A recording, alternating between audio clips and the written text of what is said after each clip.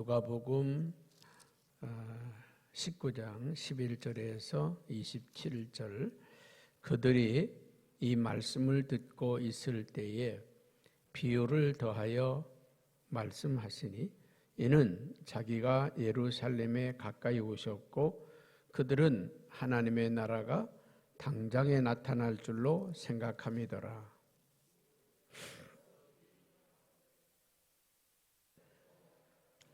그 종 열을 불러 은화 열 문화를 주며 이르되 내가 돌아올 때까지 장사하라 하니라.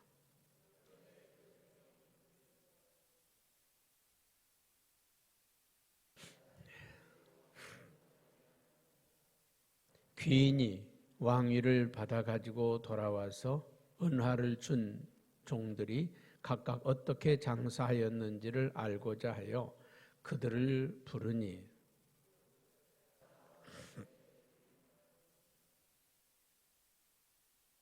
주인이 이르되 잘하였다 착한 종이여 내가 지극히 작은 것에 충성하였으니 10골 권세를 차지하리라 하고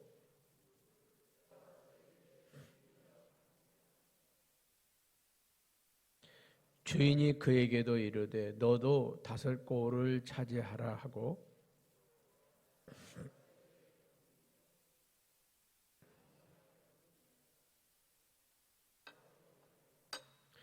이는 당신이 엄한 사람인 것을 내가 무서워함이라. 당신은 두지 않은 것을 취하고 심지 않은 것을 거두나이다.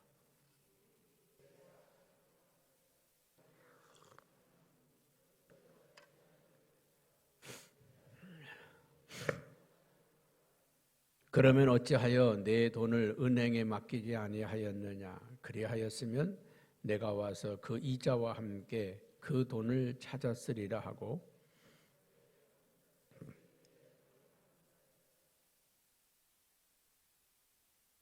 그들이 이르되 주여 그에게 이미 10문화가 있나이다.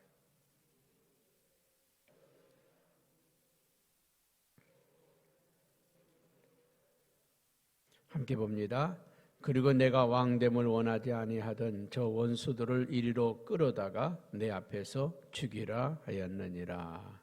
아멘. 우리 누가복음은 어제 뭐로 배웠습니까? 비유로 말씀하신 성경이다 그랬습니다. 이 누가복음에는 비유로 설명했다는 것은 듣는 사람들로 하여금 이해가 쉽게 하기 위해서 비유를 썼다 그랬습니다. 오늘 이 비유의 말씀은 문화의 비유입니다. 열 문화의 비유인데 어떤 귀인이 이렇게 시작하죠. 어떤 한 귀인이 왕위를 받으려고 먼 길을 가면서 그 종들에게 한 문화씩 나누어 주었다 그랬습니다. 왕위를 받으려고 먼 길을 갔다. 여러분 우리 조선시대만 가까운 조선시대만 하더라도요. 우리나라의 왕이 되려고 하면 어떻게 했나요? 명나라에 가서 허락을 받아야 돼요. 가서 이제 이 사람을 우리 조선의 왕으로 삼으려고 하는데 허락해 주시길 바랍니다. 그러면 이제 명나라에서 이제 너는 이렇게 해라. 조선의 왕은 이렇게 해라 하고 지시를 내립니다. 1년에 이렇게 조공을 바치고 1년에 어떤 이 행사에 사신을 보내고 또 이렇게 해서 조선을 다스리도록 해라. 그리고 이 명나라에서 허락을 해줘야 우리나라 왕이 되는 거예요. 그래서 이제 그 왕의 윤허를 받으러 갈 때는 온갖 그 보화를 가지고 가는 거예요. 중국의 황제의 마음에 드는 저걸 보내가지고 이제 윤허를 받아서 내려오는 거죠. 그래서 사신이 이제 중국 황제 윤허를 다 받아가지고 와야만이 우리나라 왕이 되는 그런 시대가 있었습니다. 그러다가 조선 말기에 이제 고종 황제가 친히 황제를 선포하죠. 우리 조선에 이제는 왕이 아니라 황제다. 이게 중국의 간섭을 안 받겠다 그 말이죠. 우리도 황제의 국가다. 그렇게 선포한 적이 있죠. 이것은 우리에게 무엇을 이야기하고 있느냐 하면 이게 우리 주님이 어디 간다는 거예요? 하늘나라로 올라간다는 거예요. 가서 올라가서 어떤 귀인이 왕위의 그 지위를 받아가 오는 것처럼 내가 다시 이 땅에 올 거다. 그러니까 주님이 이 십자가 사건을 통해서 부활하시고 승천하시고 그리고 다시 이 땅에 재림해서 오실 때 만왕의 왕으로 심판주로 오실 거다. 그런 것을 비유로 말씀을 하는 거죠. 그러면서 그 종들은 누굽니까? 우리들에게 한 문화씩을 다 주었다는 거죠. 오늘 여러분들에게 우리 주님은 한 문화씩을 맡겼습니다. 아멘. 한 문화씩을 맡겼어요. 우리가 이 개념을 이해하기 들어도 잊어버리고 또 들어도 잊어버리는데 우리 데나리온이라는 말이 있고 달란트라는 말이 있잖아요. 또 문화라고 하는 말이 있어요. 가장 낮은 단위가 뭘까요? 데나리온입니다. 한 데나리온. 뭐 더 낮은 단위도 있지만 이 한 데나리온은 하루 품삯입니다. 한 사람의 하루 품삯. 뭐 5만 원이면 5만 원, 10만 원이면 10만 원. 그게 한 데나리온입니다. 그런데 이 문화는 큰 돈입니다. 얼마나 큰 돈이냐? 100데나리온에 해당되는 게 한 문화입니다. 100일치 일당. 그러면 석 달치 월급이죠. 석 달치 월급을 주었다는 거죠. 또 데나리온은 달란트는 어느 정도, 이건 굉장히 큰 단위입니다. 이 달란트는 6천 데나리온. 그러면은 6,000일의 월급에 해당되는 거죠. 몇 천만 원 되겠죠. 몇 천만 원 정도 되는 엄청나게 큰 돈이 되겠습니다. 여기에 한 문화씩 맡겼다. 100데나리온에 해당하는 돈을 맡겼다. 종들에게 10명에게 골고루 맡겼다는 것입니다.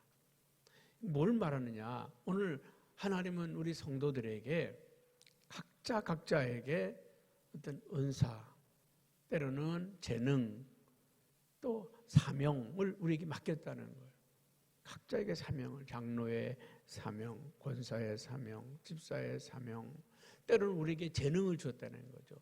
누구는 말 잘하는 재능, 누구는 끈기 있게 기도를 잘하는 재능, 어떤 사람 봉사를 잘하는 재능, 뭐 다 각자에게 이 달란트, 마태복음에는 달란트를 맡겼다 그랬습니다. 이 달란트라고 하는 거는 돈으로 따지면 6,000데나리온에 해당되는 엄청난 돈이지만 이것을 달란트라고 하는 거는 또 돈으로만 환산하는 게 아니라 우리가 그 뭡니까? 탤런트 얘기하잖아요. 탤런트가 달란트에서 나온 말입니다. 재능, 뭐 능력, 뭐 이런 거죠. 탤런트다. 뭐 모든 거에 만능 탤런트다 그런 말 하잖아요. 뭐 다 잘하는 사람들 만능 탤런트라 그러죠. 연기도 잘하고 노래도 잘하고 뭐 개그도 잘하고 아나운서도 잘하고 뭐 만능인 사람들이 있어요. 저 사람은 달란트가 많은 사람이다. 탤런트라고 말이죠. 오늘 우리 주님은 우리에게 마태복음에 달란트를 주었다 그랬거든요. 이 누가복음에는 문화를. 이거는 뭡니까? 그 사람들이 있잖아요. 어떻게 보면 예수님이 말씀하셨는데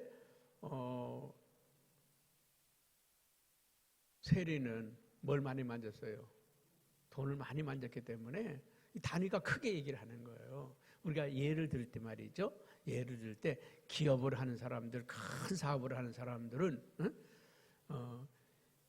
각자에게 1억씩을 맡겼는데 이렇게 큰 단위로 얘기할 수 있잖아요. 뭐 삼성 같은 경우는 1조씩 맡겼는데 이렇게 말할 수도 있고 또 어떤 사람은 1,000만 원씩 맡겼는데 또 학생들은 10만 원씩 맡겼는데 자기의 수준에서 이해를 한 거죠. 그러니까 마태는 세리입니다. 돈을 많이 만졌던 사람이니까 예수님께서 달란트를 주셨다고 할 때 1달란트, 2달란트, 5달란트, 10달란트 엄청난 단위죠. 이분은 엄청난 돈을 만졌기 때문에 그게 전혀 뭐라 그럴까 부담이 안 되는 거예요. 그런데 여기에 누가는 의사잖아요. 여러분 오늘날의 의사는 돈 많이 버는 게 의사. 아내와 장모를 기쁘게 하는 직업 아닙니까? 그렇지만 옛날에는요. 이 의사가 박봉입니다. 박봉. 옛날에 우리나라도 있죠. 의사는 그 관료들 밑에 있는 천한 직업이었습니다. 천한 직업이었죠. 여기 이 당시도 마찬가지입니다. 이 의사가 뭐 이게 높은 지위가 아니라 낮은 지위가 의사. 자, 근데 그 사람 수준에서 문화로 이해한 거죠. 여러분 오늘 우리 주님은 우리에게 한 문화씩을 맡겼어요. 재능을 맡겼고 사명을 맡겼고 또 우리에게 탤런트를 맡겼습니다. 이걸 가지고 어떤 사람은 열심히 일해서 한 문화를 가지고 얼마 남겼어요? 10문화를 남겼고 어떤 사람은 한 문화를 가지고 5문화를 남겼고 어떤 사람은 한 문화를 그냥 보자기에 싸가지고 잘 보관했다가 가지고 왔습니다. 그 말은 쓰지 않았다는 거죠. 활용하지 않았다는 거죠. 우리에게 주신 은혜와 축복을 쓰지 않았다는 것입니다. 주님 이 왕이 왔을 때 10문화를 남긴 그 종에게는 무슨 축복을? 10고을 다스리는 축복을 5문화를 남긴 종에게는 5고을을 다스리는 축복을 주십니다. 그러나 한 문화를 잘 간직했다 가지고 온 사람에게는 뭐라고 말씀을 하나요? 예수님께서 22절 한번 같이 봅니다. 주인이 이르되 악한 종아 악한 종이라고 그러는 거예요. 이 사람은 나쁜 일 했나요? 안 했나요? 안 했어요. 잘 간직했다가 왔어. 그런데 이 악한 종아, 여러분 악한 종 되지 않기를 축복합니다. 악한 종 되지 않기를. 우리에게 사명을 주었는데 직분을 주었는데 재능을 주었는데 물질을 주었는데 권세를 주었는데 또 우리에게 있던 재주를 주었는데 모든 것 자녀를 주었는데 또 사업터를 주었는데 모든 것들이 쉽게 말하면 문화라고 말이죠. 어린이집을 맡겼는데 그렇죠? 사업을 맡겼는데 또 가게를 맡겼는데 하나님께서 우리에게 맡겨진 거 그걸 가지고 어떻게 그냥 잘 관리하고 잘 이렇게 하다 왔습니다. 하나님 이걸 가지고 내가 이렇게 남겼습니다. 돈을 많이 벌었다는 게 아니라 더 많은 것을 가졌다는 게 아니라 이것을 이용해서 어떻게 사명을 감당했냐 그 말이죠. 자, 잘 보관했다 온 사람에게 뭐라고 말했다고요? 악한 종아, 이 악한 종아, 내가 내 말로 너를 심판하노니 뭘로 심판한다고요? 네 말로 심판한다는 거죠. 네 말로. 주님은 심지 않은 데서 거두고 또 뭐라고 그랬습니까? 두지 않은 것을 취하고 심지 않은 것을 거두는 분이신 줄 내가 알아서 주님은 능력 있으신 분을 알아서 주님은 다 하실 수 있는 분인 줄 알아서 제가 이렇게 잘 보관했다 가져왔나이다. 이 악한 종아, 내가 어찌 심지 않은 데서 거두고 취하지 않은 것을 거두는 악한 사람으로 그렇게 엄한 사람으로 생각했느냐. 여러분 주님은 다 하실 수 있습니다. 아멘. 주님은 다 하실 수 있어요. 그분은 주님이 다 하실 수 있어요. 사람을 구원할 수도 있고 또 어려운 사람을 도와줄 수도 있고 죽어가는 사람을 고쳐줄 수도 있고 다 할 수 있어요. 가난한 자를 부자 만들어줄 수도 있고 다 할 수 있습니다. 그런데 주님은 하지 않으십니다. 왜요? 우리에게 맡겼었어요. 아멘. 우리에게 맡겼습니다. 때로는 우리가 일을 하다 보면 그게 있어요. 내가 다 할 수 있어. 그런데 내가 다 할 수 있지만 맡겨요. 전도사님에게 맡기고 권사님에게 맡기고 장로님께 맡겨요. 그러면 속 터질 때가 있을까요, 없을까요? 있어요. 아주 빨리 해오지. 좀 했으면 좀 잘하지. 이렇게 하냐. 이왕 일하는 거 좀 깔끔하게 하지. 왜 이렇게 그냥 엉성하게 대충 하냐. 그러니까 내가 해버리는 게 훨씬 잘 할 수 있어요. 그렇죠? 훨씬. 우리 박 장로님이 일을 잘하니까 어린이집에서 교사들보다 훨씬 잘할 수 있어요. 뭐 문서 꾸미는 것도 그렇고 또 이렇게 환경 정리하는 것도 그렇고 애들 뭐 교환 만드는 거 다 잘할 수 있어. 근데 교사들 새로운 사람들 보면은 속 터져요. 아이고 왜 저렇게 하지? 아이고 내가 다 만들어가지고 이거 교환이다 이렇게 가르쳐라. 그러면 발전이 있을까요? 없어요. 잘 못해도 맡겨서 해보라고 맡기면 나중에는 잘하게 되죠. 주님이 다 할 수 있지만 오늘 이 땅에는 당신의 성도들 통해서 일을 하시면 만약에 이 땅에 하나님의 자녀들이 10억이다 그러면 엄청난 역사를 이루는 거죠. 주님은 한 분이시지만 제자들은 12명이었고 주님은 한 분이셨지만 주님을 따르는 사람은 수천이었습니다. 오늘 주님이 당신이 하시면 다 할 수 있지만 그러나 그 일들을 제자들에게 맡겼어요. 때로는 속이 터질 수도 있어요. 왜 저렇게 하냐? 그것밖에 못하냐? 그렇지만 그것밖에 못해도 마태복음에는요. 10달란트 맡은 사람이 10달란트 남겼고 5달란트 맡은 사람은 5달란트 남겼고 그렇죠. 2달란트 맡은 사람은 2달란트 남겼어요. 많이 받은 사람은 많이 남겼고 적게 받은 사람은 적게 남겼습니다. 그런데 주님은 어떻게 했습니까? 똑같이 칭찬했습니다. 똑같이 칭찬하셨어요. 우리가 잘했다고 막 좋아하는 것도 아니고 조금 잘했다고 그냥 낙심하는 것도 아니에요. 조금만 잘해도 주님을 칭찬하시고 할렐루야. 많이 잘해도 칭찬하시고 그런 주님이십니다. 오늘 주님께서는 10문화 남긴 사람이 10골 다스리는 권세를 5문화 남긴 사람이 5골 다스리는 축복을 주셨다는 것입니다. 그러면서 오늘 이 사람에게 뭐라고 말하느냐면 24절 한번 같이 봅니다. 시작.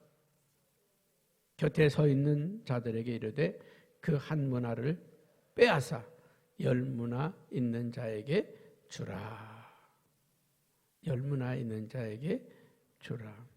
그들이 이르되 주여 그에게는 이미 10문화가 있나이다. 그런데 주님 뭐라고 말합니까? 26절에 시작.